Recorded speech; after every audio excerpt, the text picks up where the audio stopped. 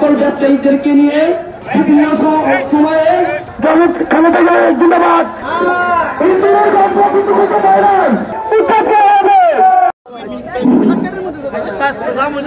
আমরা দক্ষিণ অঞ্চল সম্মানিত উপস্থিতি সরকারি কলেজের সাবেক জিএস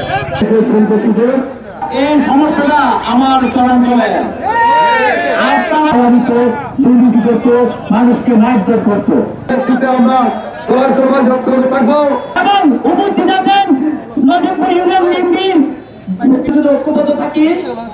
এবং সকল ব্যবসায়ী যদি ঐক্যবদ্ধ থাকে আপনারা জানেন বিগত 5 তারিখে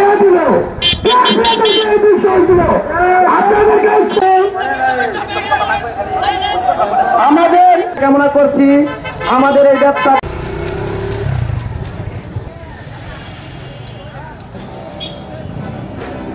এখনো চালিয়ে যাওয়ার জন্য প্রাণপণ চেষ্টা করছে।